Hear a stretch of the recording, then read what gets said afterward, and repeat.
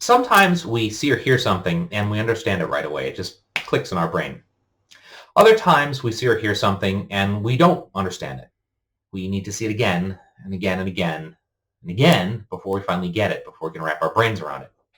My name is Lonny Madeux, and my resurrection moment is definitely not in that first category. But thankfully, I'm in good company. Now, I'm not the first person to take a long time to understand that something good was happening or is coming along.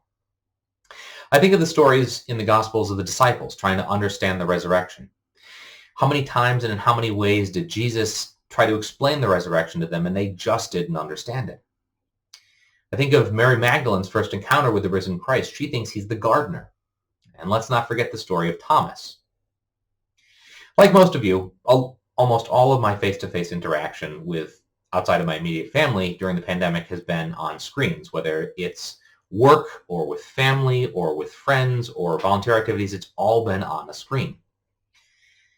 And when at the beginning of the pandemic, it was announced that our masses would be resuming, but via live stream, my thought was, more time in front of a screen if I want to be part of any kind of community. When Donna announced that religious ed was going to be virtual, my response was, When Regis said the youth group is going to be coming back as a virtual on Zoom, my reaction was, so many of these activities, just more time in front of a screen. That's not something I'm going to get excited about. Well, in December, I was on a video call with a few people from around the Archdiocese. And we were talking about what our churches were doing for Advent and Christmas. And most people were talking about having one Mass that was available that was going to be live streamed, and that was it. And so I took the opportunity to ask the other folks on the call, what are your churches doing for religious education, for Bible study, for all of their faith formation programs? Crickets. So many parishes weren't doing anything. They didn't have the staff to do it. They didn't have the technology to do it, or one reason or another, they just weren't able.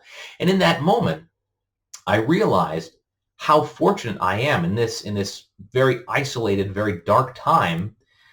I get to be part of a parish that is so vibrant and alive in spite of that. We're very blessed to have the technology and the people who can make that technology happen, and just phenomenal parish staff willing to put in the hours and effort. It just blew my mind, all those ughs. And I realized, no, this is great. This is an opportunity that most people don't have. That is my resurrection moment. I hope you've been enjoying the series as much as I have, and I hope you're looking forward to the rest of them. May God bless you and have a great week.